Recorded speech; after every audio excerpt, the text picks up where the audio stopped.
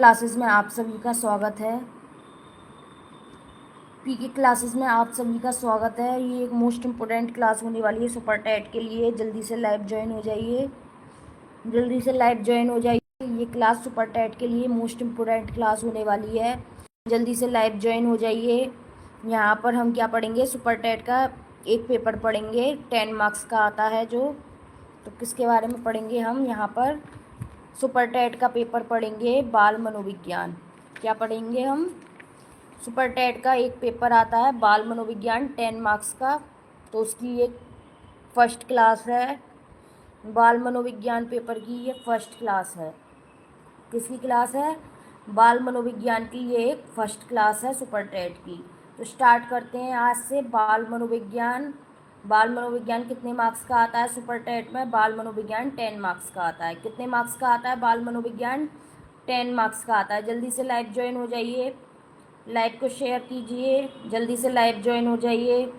तो यहाँ पर हम पढ़ेंगे बाल मनोविज्ञान के बारे में। तो बाल मनोविज्ञान का जो पहला टॉपिक आता है आपका, बाल मनोविज्ञान का सुपर टेट के लिए मोस्ट इम्पोर्टेंट है। बाल मनोविज्ञान का जो पहला टॉपिक आता है वो क्या आता है? वैयक्तिक विभिन्नता। क्या आता है? वैयक्तिक विभिन्नता। सुपर टेट के लिए मोस्ट इम्पोर्टेंट क्लास है। आइए देखते हैं पहला टॉपिक क्या है हमारा, वैयक्तिक भिन्नता। वैयक्तिक विभिन्नता क्या है?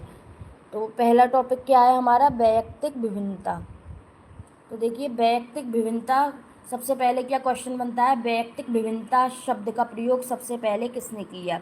वैयक्तिक विभिन्नता शब्द का प्रयोग सबसे पहले किसने किया? फ्रांसिस गाल्टन ने किया। तो ये क्वेश्चन क्या बनता है? वैयक्तिक विभिन्नता का प्रयोग सबसे पहले किसने किया? फ्रांसिस गाल्टन ने किया। किसने किया? वैयक्तिक विभिन्नता का प्रयोग सबसे पहले फ्रांसिस गाल्टन ने किया। कब किया? 1869 में किया। फ्रांसिस गाल्टन ने किया। कब किया? 1869 में किया। किसका? वैयक्तिक विभिन्नता शब्द का प्रयोग। तो आपसे यही क्वेश्चन पूछ लेगा, वैयक्तिक विभिन्नता शब्द का प्रयोग किसने किया? आप क्या कहेंगे? फ्रांसिस गाल्टन ने किया। कब किया? 1869 ईस्वी में किया। अब नेक्स्ट आता है, फ्रांसिस गाल्टन की एक पुस्तक है हेरिडिटरी जीनियस। फ्रांसिस गाल्टन की एक पुस्तक है हेरिडिटरी जीनियस। तो आपसे पूछेगा हेरिडिटरी जीनियस पुस्तक किसने लिखी है?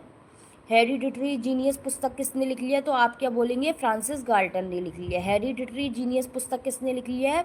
आप क्या बोलेंगे? फ्रांसिस गाल्टन ने लिखी है। तो ये एक मोस्ट इम्पोर्टेंट पॉइंट है इसका। अब देखते हैं नेक्स्ट। सर्वप्रथम आपसे पूछे मनोविज्ञान में बुद्धि शब्द का प्रयोग किसने किया था? सर्वप्रथम आप सोचेंगे एल्फ्रेड बिने ने किया था, लेकिन एल्फ्रेड बिने ने नहीं किया था। बुद्धि शब्द का प्रयोग सबसे पहले किसने किया था? तो फ्रांसिस गाल्टन ने किया था। किसने किया था? वैयक्तिक विभिन्नता का प्रयोग सबसे पहले किसने किया? फ्रांसिस गाल्टन ने किया। बुद्धि शब्द का प्रयोग मनोविज्ञान में सबसे पहले किसने किया? फ्रांसिस गाल्टन ने किया। सुपर टेट की मोस्ट इम्पोर्टेंट क्लास है जी। यहाँ पर हम क्या पढ़ रहे हैं? बाल मनोविज्ञान का। बाल मनोविज्ञान जो 10 मार्क्स का आता है उसकी पहली क्लास है ये। और पहला टॉपिक क्या है उसका? वैयक्तिक विभिन्नता। क्या है? वैयक्तिक विभिन्नता। तो वैयक्तिक विभिन्नता का शब्द का प्रयोग सबसे पहले किसने किया? फ्रांसिस गाल्टन ने किया। वैयक्तिक विभिन्नता शब्द का प्रयोग सबसे पहले किसने किया? आपसे पूछेगा क्वेश्चन में, आप क्या बताएंगे? फ्रांसिस गाल्टन ने किया। कब किया? वैयक्तिक विभिन्नता का प्रयोग 1869 में फ्रांसिस गाल्टन ने किया। नेक्स्ट क्या है? फ्रांसिस गाल्टन की पुस्तक कौन सी है? Hereditary genius. फ्रांसिस गाल्टन की पुस्तक कौन सी है? Hereditary genius. और आपसे पूछेगा सर्वप्रथम बुद्धि शब्द का प्रयोग किसने किया? एल्फ्रेड बिने ने नहीं किया था। सर्वप्रथम बुद्धि शब्द का प्रयोग किसने किया था? फ्रांसिस गाल्टन ने किया था। सर्वप्रथम किसका प्रयोग किया था? सर्वप्रथम बुद्धि शब्द का प्रयोग किसने किया था? फ्रांसिस गाल्टन ने किया था। कब किया था? 1885 में किया था। कब किया था? 1885 में किया था। अब वैयक्तिक विभिन्नता होती क्या है? अब हम पढ़ेंगे वैयक्तिक विभिन्नता क्या होते हैं, डिफरेंसेस क्या क्या होते हैं। वैयक्तिक विभिन्नता का क्या मतलब है? डिफरेंसेस। तो किन्हीं दो प्राणियों में जो अंतर्भेद या भिन्नता होती है, वैयक्तिक क्या होती है? किन्हीं दो प्राणियों में जो अंतर्भेद या विभिन्नता होती है वो ही वैयक्तिक विभिन्नता होती है। वैयक्तिक विभिन्नता क्या होती है? कि दो व्यक्तियों में जो भी अंतर है, किन्हीं दो व्यक्तियों में जो भी अंतर है, अंतर को ही बोलते हैं भेद है या भिन्नता है, तो वही क्या होती है? व्यक्तिगत विभिन्नता होती है। अब व्यक्तिगत विभिन्नता कैसी होती है? क्वांटिटेटिव होती है, कैसी होती है, मात्रात्मक होती है या संख्यात्मक होती है। व्यक्तिगत विभिन्नता कैसी होती है, मात्रात्मक होती है या संख्यात्मक होती है, गुणात्मक नहीं होती है। तो वैयक्तिक विभिन्नता कैसी होती है, क्वांटिटेटिव होती है, क्वालिटेटिव नहीं होती है। फॉर एग्जाम्पल, इसका एग्जाम्पल देखते हैं। एग्जाम्पल क्या है, एक कक्षा में दो बच्चों की लंबाई को मेज़र किया जा सकता है। एग्जाम्पल क्या है, एक कक्षा में दो बच्चों की लंबाई या मैथ्स के अंकों में अंतर। वैयक्तिक विभिन्नता का एग्जाम्पल क्या है, एक कक्षा में दो बच्चों की लंबाई या गणित के अंकों में अंतर वैयक्तिक विभिन्नता का एग्जाम्पल है। अब इसकी कुछ डेफिनेशंस आती हैं जो आपसे पूछ ली जाती हैं सुपर टेट में कि ये डेफिनेशन किसने दी है। तो पहली डेफिनेशन आती है BF स्किनर की। किसकी आती है, BF स्किनर। मोस्ट इम्पोर्टेंट है स्किनर टॉपिक। तो पहली डेफिनेशन क्या आती है, मापन किया जाने वाला प्रत्येक पहलू व्यक्तिगत विभिन्नता का अंश है। मैंने क्या बताया, क्वांटिटेटिव होती है। व्यक्तिगत विभिन्नता कैसी होती है, जिसको मापा जा सकता है, जिसको मेज़र किया जा सकता है। तो यहाँ पर क्या हो रहा है, मापन किया जाने वाला प्रत्येक पहलू व्यक्तिगत विभिन्नता का अंश है। ये डेफिनेशन किसने दी है, BF स्किनर ने दी है। तो आपको याद कैसे रखनी है ये डेफिनेशन, मापन से संबंधित डेफिनेशन किसने दी है, मापन से संबंधित डेफिनेशन किस मापन से संबंधित डेफिनेशन दी है BF स्किनर ने।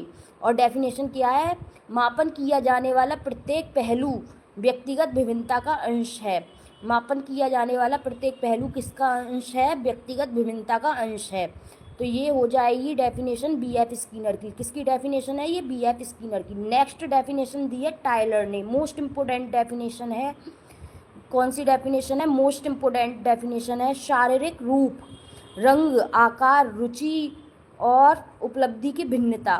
शारीरिक रूप में भिन्नता, रंग रूप में भिन्नता, आकार में भिन्नता। भिन्नता की बात हो रही है, डिफरेंसेस की बात हो रही है किसमें, शारीरिक रूप में भिन्नता। रंग में किसी का कोई रंग है, रंग में भिन्नता। आकार में भिन्नता, रुचि में भिन्नता, किसी का किसी में इंटरेस्ट है, किसी का किसी में इंटरेस्ट है। उपलब्धि की भिन्नता, किसी की उपलब्धि की भिन्नता कैसी है, किसी की कैसी है।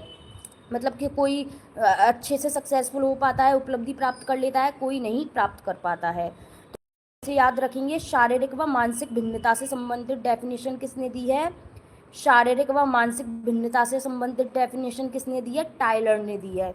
किसने दी है, टाइलर। ऐसे याद रख सकते हैं, टाइल्स का रूप, रंग, आकार कैसे है। टाइल्स से आप इसको रिलेट कर सकते हैं, टाइल्स से रिलेट कर सकते हैं। ये आपसे पूछे शारीरिक और मानसिक भिन्नता से संबंधित डेफिनेशन किसने दी है, तो किसने दी है, टाइलर ने दी है। तो इसकी डेफिनेशन का आंसर क्या हो जाएगा, टाइलर हो जाएगा। मोस्ट इम्पोर्टेंट डेफिनेशन है। नेक्स्ट देखते हैं, हमारी नेक्स्ट डेफिनेशन क्या है, वंशानुक्रम की मोस्ट इम्पोर्टेंट डेफिनेशन है। किसकी डेफिनेशन है, वंशानुक्रम की। माता पिता की शारीरिक एवं मानसिक विशेषताओं का अपनी संतान में हस्तांतरण होना वंशानुक्रम है। वंशानुक्रम की मोस्ट इम्पोर्टेंट डेफिनेशन है, ये भी आपको लर्न करनी है। माता पिता की शारीरिक एवं मानसिक विशेषताओं का, माता पिता में जो भी शारीरिक विशेषताएं होती हैं और जो भी मानसिक विशेषताएं होती हैं उनका उनकी संतानों में ट्रांसफ़र होना। किसमें ट्रांसफ़र होना, उनकी संतानों में ट्रांसफ़र होना ही क्या है, हेरिडिटी है। क्या है, हेरिडिटी है। इसको आप कैसे याद रखेंगे, वंशानुक्रम से डेफिनेशन किसने दी है, वंशानुक्रम से रिलेटेड डेफिनेशन किसने दी है, जेम्स ड्रेवर ने दी है। वंशानुक्रम से रिलेटेड डेफिनेशन किसने दी है, जेम्स ड्रेवर ने दी है। इसके बाद मोस्ट इम्पोर्टेंट डेफिनेशन आती है प्रसिद्ध अमेरिकी सांस्कृतिक मानव विज्ञानी मार्गरेट मीड। किसने दी है, मार्गरेट मीड ने दी है अपनी विभिन्न अध्ययनों और पुस्तकों। मार्गरेट मीड की एक पुस्तक है coming of age in Samoa. क्या है, मार्गरेट मीड की एक पुस्तक है, ये आपसे पूछ सकता है। Coming of age in Samoa किसकी पुस्तक है, तो आप क्या बोलेंगे, मार्गरेट मीड की। इसके माध्यम से क्या सिद्ध किया उन्होंने, किसी भी व्यक्ति के व्यक्तित्व का विकास, व्यवहार में अंतर, उसकी रुचियाँ मुख्य रूप से उस समाज और संस्कृति पर निर्भर करती हैं। तो समाज और संस्कृति को इन्होंने महत्वपूर्ण माना। किसको महत्वपूर्ण माना, इन्होंने समाज और संस्कृति को महत्वपूर्ण माना। तो किसी भी व्यक्ति का विकास, व्यवहार में जो अंतर है, विभिन्नताएं हैं जो, वो किस पर निर्भर करती हैं, समाज और संस्कृति पर निर्भर करती हैं, जिसमें वह पलता बढ़ता है। समाज और संस्कृति में व्यक्ति पलता बढ़ता है, तो इन्होंने समाज संस्कृति को इम्पोर्टेंट माना है। इनके अनुसार क्या है, किसके अनुसार, मार्गरेट मीड के अनुसार। मार्गरेट मीड के अनुसार क्या है, अलग अलग संस्कृतियाँ और समाजीकरण की प्रक्रियाएँ ही, अलग अलग संस्कृतियाँ, संस्कृति क्या है, अलग अलग हैं, अलग अलग संस्कृतियाँ और समाजीकरण की प्रक्रियाएं ही लोगों को एक दूसरे से अलग बनाती हैं। भिन्न कैसे बनाती हैं? अलग अलग संस्कृतियाँ क्या भिन्न बनाती हैं लोगों को? अलग अलग संस्कृतियाँ और समाजीकरण का जो प्रोसेस होता है वो ही लोगों को एक दूसरे से भिन्न बनाता है। तो आपसे पूछे ये किसने कहा है? अलग अलग संस्कृतियाँ और समाजीकरण की प्रक्रियाएं ही लोगों को एक दूसरे से अलग बनाती है। किसने कहा है? मार्गरेट मीड ने कहा है। किसने कहा है? Margaret Mead. ये आपको याद रखनी है, मोस्ट इम्पोर्टेंट डेफिनेशन है। आइए बढ़ते हैं नेक्स्ट टॉपिक की तरफ। अब आ जाइए PYQs पर। सुपर टेट के लिए PYQs हैं, ये आपके सुपर टेट के एग्ज़ाम में आए हुए हैं, प्रीवियस ईयर क्वेश्चंस हैं, मोस्ट इम्पोर्टेंट हैं।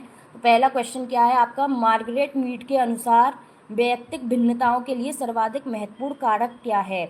मार्गरेट मीड के अनुसार वैयक्तिक भिन्नताओं के लिए सर्वाधिक महत्वपूर्ण कारक क्या है? मैंने अभी आपको बताया, मार्गरेट मीड ने समाज और संस्कृति को महत्वपूर्ण माना है। किन दो कारकों को महत्वपूर्ण माना है? समाज को माना है और संस्कृति को माना है। अब ऑप्शन देख लिए, समाज और संस्कृति से रिलेटेड कौन सा ऑप्शन है?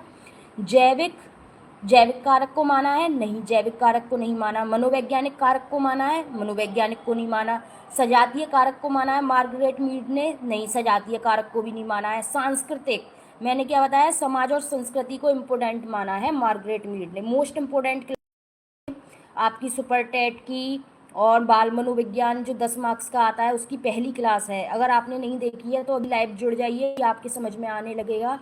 तो ये मार्गरेट मीड के अनुसार वैयक्तिक विभिन्नताओं के लिए सर्वाधिक महत्वपूर्ण कारक क्या माना है? मार्गरेट मीड ने समाज और संस्कृति को माना है।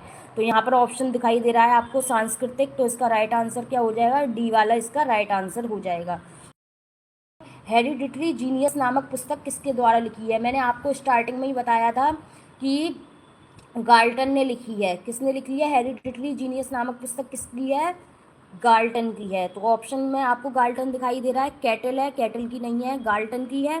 हाँ, गाल्टन की है। टर्मन की है? नहीं है। पियर्सन की है? नहीं है। तो किसकी है? गाल्टन की है। तो हेरिडिटरी जीनियस नामक पुस्तक मोस्ट इम्पोर्टेंट क्वेश्चन है, ये आपका सुपर टेट में आया हुआ क्वेश्चन है। ये वो क्वेश्चन नहीं है जो मैं खुद से बना के लाई हूँ, ये वो क्वेश्चंस हैं जो सुपर टेट के एग्जाम में आए हुए क्वेश्चंस हैं और मोस्ट इम्पोर्टेंट हैं। पहले हमने कॉन्सेप्ट पढ़ा, अब कॉन्सेप्ट पर बेस्ड क्वेश्चंस PYQs लगाते हैं। तो हेरिडिटरी जीनियस नामक पुस्तक किसके द्वारा लिखी गई है? गाल्टन के द्वारा लिखी गई है, मोस्ट इम्पोर्टेंट। अब क्या पढ़ते हैं हम? अब पढ़ते हैं हम वैयक्तिक विभिन्नता के दो रूप। क्या पढ़ते हैं? विभिन्नता के दो प्रमुख रूप। एक होता है अंतर्वैयक्तिक, अंतःवैयक्तिक, एक होता है अंतर्वैयक्तिक। अगर ऐसा क्वेश्चन आ जाए तो आपको इंग्लिश में पढ़ना है। किस में पढ़ना है?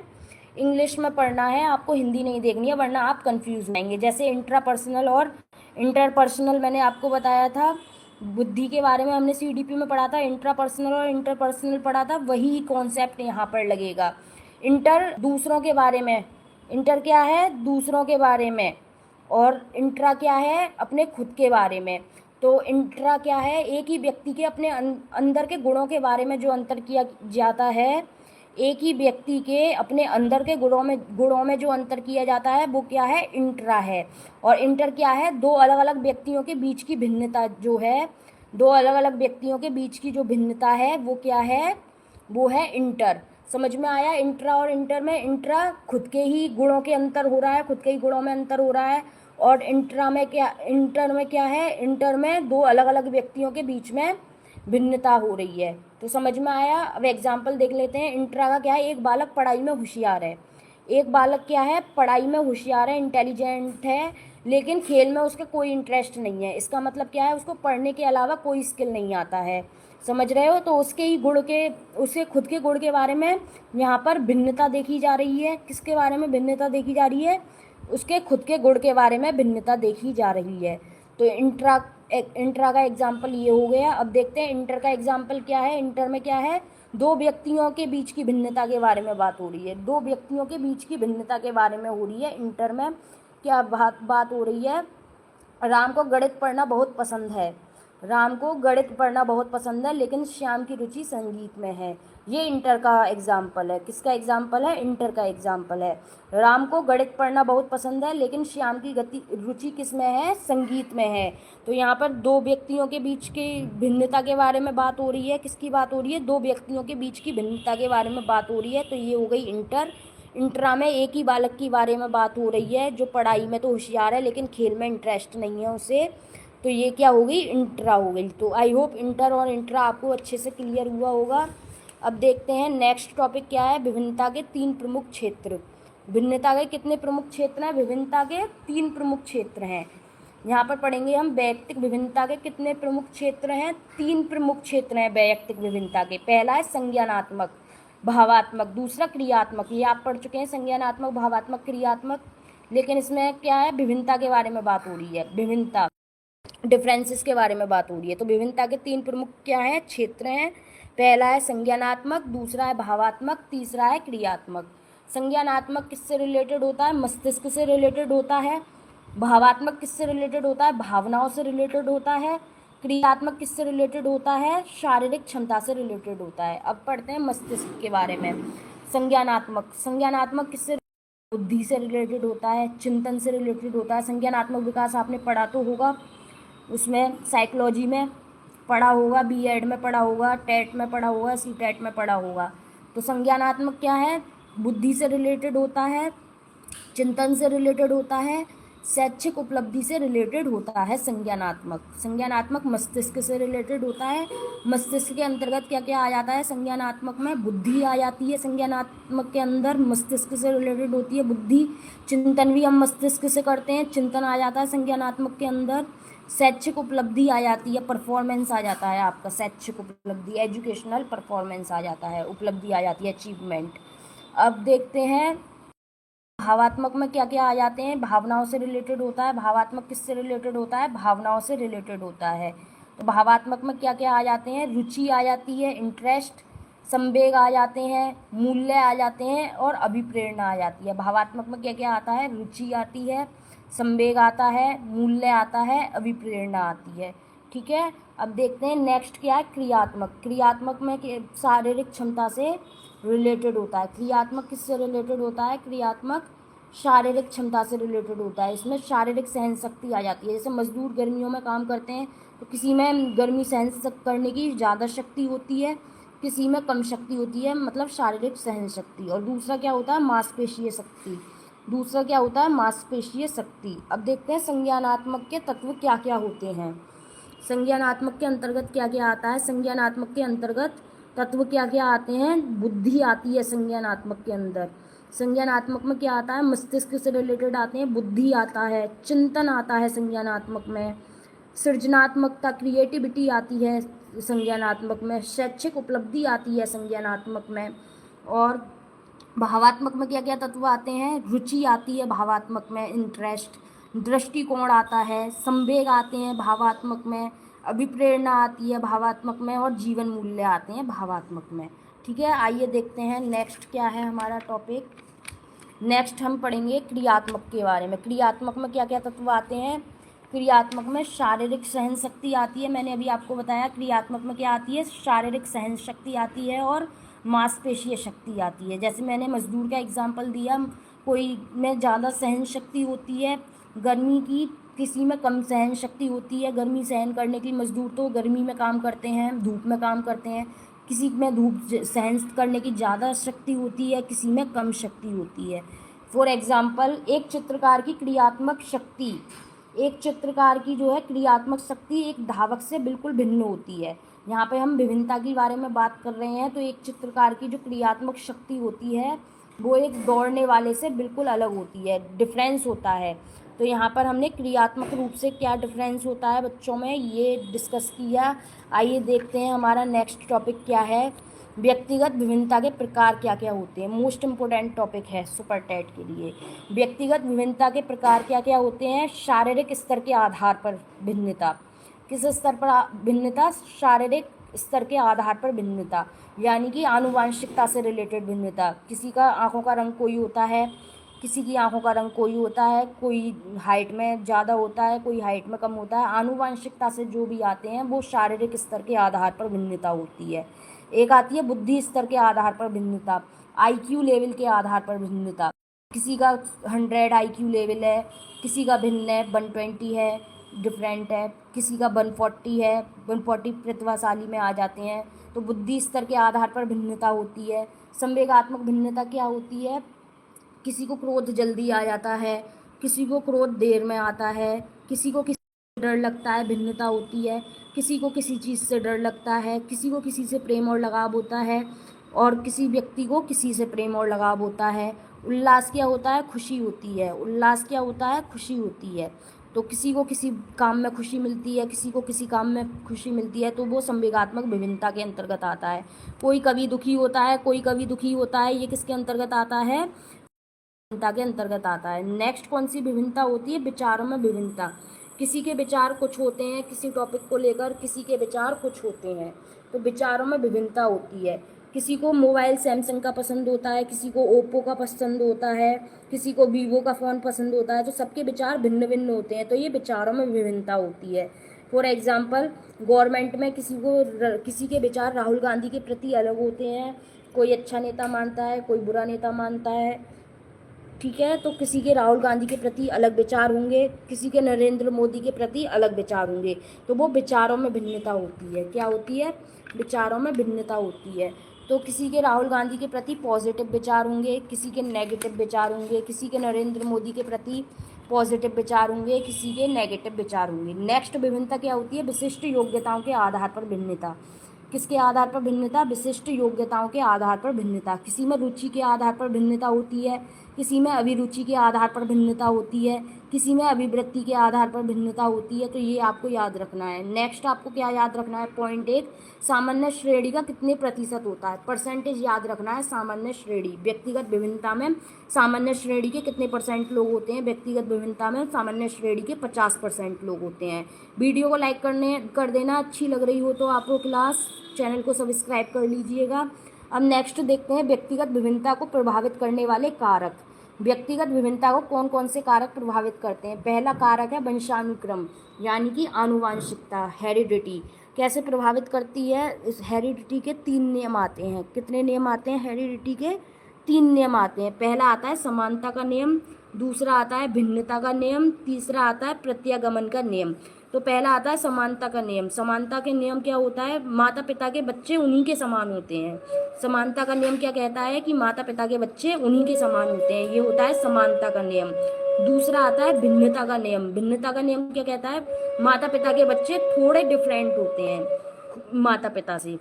भिन्नता का नियम क्या कहता है? माता पिता के बच्चे थोड़े डिफरेंट होते हैं माता पिता से। और तीसरा आता है प्रत्यागमन का नियम। प्रत्यागमन का नियम क्या कहता है? माता पिता के बच्चे उनसे अपोजिट होते हैं। माता पिता के बच्चे कैसे होते हैं? अपने माता पिता से अपोजिट होते हैं। समानता का नियम क्या कहता है? माता पिता के बच्चे उन्हीं के समान होते हैं। भिन्नता का नियम क्या कहता है? माता पिता के बच्चे कुछ कुछ अलग होते हैं, कुछ कुछ माता पिता पर गए होते हैं। तीसरा प्रत्यागमन का सिद्धांत क्या कहता है? माता पिता के बच्चे अपोजिट होते हैं। कैसे होते हैं? अपोजिट होते हैं। तो नेक्स्ट टॉपिक देखते हैं। हमारा नेक्स्ट टॉपिक क्या है? क्या क्या प्रभावित करता है वैयक्तिक विभिन्नता को? आयु प्रभावित करती है। क्या प्रभावित करता है वैयक्तिक विभिन्नता को? एज भी प्रभावित करती है। किसी को किसी एज में कोई काम करना अच्छा लगता है, किसी को किसी एज में कोई वर्क करना अच्छा लगता है। तो आयु भी क्या करती है? वैयक्तिक विभिन्नता को प्रभावित करती है। नेक्स्ट है परिपक्वता, मैच्योरिटी। मैच्योरिटी भी वैयक्तिक विभिन्नता को प्रभावित करती है। मैच्योरिटी क्या करती है? वैयक्तिक विभिन्नता को प्रभावित करती है। कोई ज़्यादा मैच्योर होगा तो वो अपनी भावनाओं पर नियंत्रण कर पाएगा, कंट्रोल कर पाएगा। फॉर एग्जांपल, शादी के बाद लड़की जाती है ससुराल में, जाती है तो वहाँ पर उसको एडजस्ट करना पड़ता है, अपनी भावनाओं पर कंट्रोल करना पड़ता है, गुस्से पर कंट्रोल करना पड़ता है।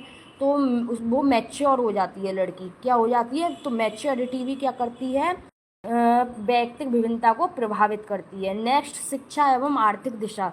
शिक्षा भी क्या करती है? वैयक्तिक विभिन्नता को प्रभावित करती है। कोई बच्चा गवर्नमेंट स्कूल में पढ़ रहा है तो उसकी एजुकेशन मतलब अलग टाइप से होती है, कोई प्राइवेट में पढ़ रहा है तो उसका अलग टाइप से होती है। दोनों में डिफरेंसेस होंगे। जो गवर्नमेंट स्कूल में पढ़ रहा है उस बच्चे में डिफरेंस होंगे, जो प्राइवेट में पढ़ रहा है उसमें डिफरेंस होंगे। आप खुद देख सकते हैं कि दोनों बच्चों में डिफरेंस होते हैं। और आर्थिक दशा कैसे करती है विभिन्नता को प्रभावित? आर्थिक दशा कैसे विभिन्नता को प्रभावित करती है? आर्थिक दशा कैसे करती है? रहन सहन। अगर आर्थिक दशा अच्छी होती है तो क्या है? रहन सहन अच्छा मिलता है बच्चे को। रहन सहन अच्छा मिलता है तो क्या होता है? वो अच्छा पढ़ेगा, अच्छी एजुकेशन लेगा, रहन सहन अच्छा मिलेगा, तो आर्थिक दशा भी क्या करती है? प्रभावित करती है। नेक्स्ट, बुद्धि। बुद्धि हम बात ही कर चुके हैं। IQ लेवल विभिन्नता को प्रभावित करने है बुद्धि। लिंग भेद, लिंग भेद कैसे प्रभावित करता है? ऐसा माना जाता है कि लड़कों का जो है हृदय जो है थोड़ा कठोर होता है, लड़कियों का थोड़ा कम कठोर होता है। तो लिंग में भी भेद विभिन्नता जानी जाती है। तो लिंग में विभिन्नता कैसे होती है? ऐसी होती है, कोई बॉयज़ और गर्ल्स हैं, बॉयज़ सभी को फ्रेंड बना लेते हैं, लेकिन गर्ल्स, अगर कोई गर्ल कम लड़कों को फ्रेंड बना रही है या कम फ्रेंड्स बना रही है, तो ये भी क्या है? लिंग भेद का एक एग्जाम्पल है, लिंग भेद विभिन्नता का। तो हमने यहाँ पर पढ़ा। अब आइए देखते हैं हमारे क्वेश्चंस क्या क्या हैं। PYQs लगा रहे हैं यहाँ पर, हम क्या लगा रहे हैं? PYQs। तो देखिए पहला क्वेश्चन क्या है हमारा।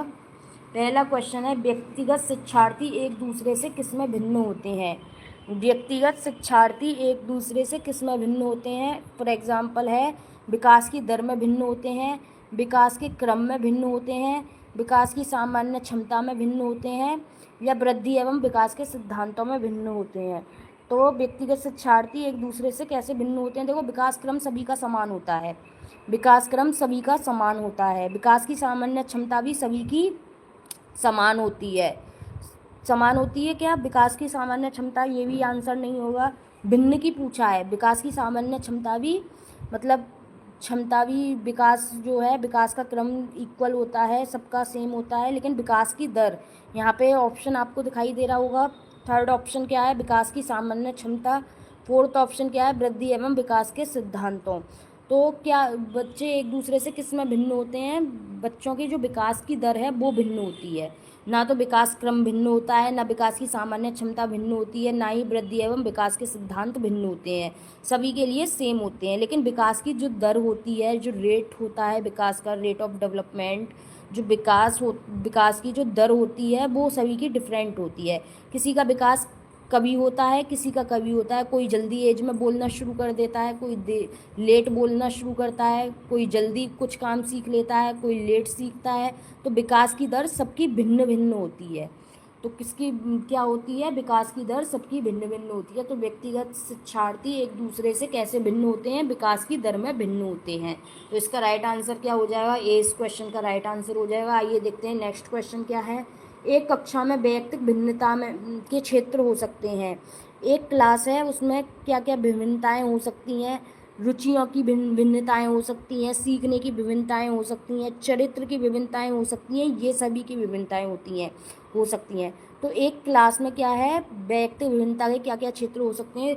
रुचि में भी बच्चा डिफरेंट हो सकता है, किसी की किसी काम में रुचि है, किसी की किसी काम में रुचि है। सीखने में कोई जल्दी सीख रहा है, कोई लेट सीख रहा है। चरित्र में, कैरेक्टर में, किसी का कैरेक्टर कैसा है, किसी का कैरेक्टर कैसा है। तो ये क्या हो गई? विभिन्नता हो गई। क्या हो गई? विभिन्नता हो गई, डिफरेंसेस हो गए। इस क्वेश्चन का राइट आंसर क्या हो जाएगा? डी वाला इस क्वेश्चन का राइट आंसर हो जाएगा। आइए देखते हैं नेक्स्ट क्वेश्चन क्या है। मोस्ट इम्पोर्टेंट क्वेश्चन है, सुपर टेट के PYQ हैं ये। मोस्ट इम्पोर्टेंट क्वेश्चन क्या है? हम अपनी बुद्धि, प्रेरणा, अभिरुचि आदि के संदर्भ में भिन्न होते हैं। हाँ, भिन्न होते हैं। यह सिद्धांत किससे संबंधित है?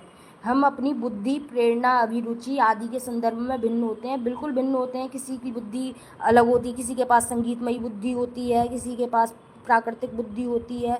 तो बुद्धि सबके पास भिन्न भिन्न होती है, बिल्कुल होती है। प्रेरणा, मोटिवेशन, कोई किसी चीज़ से मोटिवेट होता है, कोई किसी चीज़ से मोटिवेट होता है, भिन्न होती है। अभिरुचि किसी की किसी में होती है, किसी की किसी में होती है। तो हम बुद्धि, प्रेरणा, अभिरुचि आदि के संदर्भ में भिन्न होते हैं। यह सिद्धांत किससे संबंधित है? हम अपनी बुद्धि में, प्रेरणा में, अभिरुचि में भिन्न भिन्न होते हैं एक दूसरे से।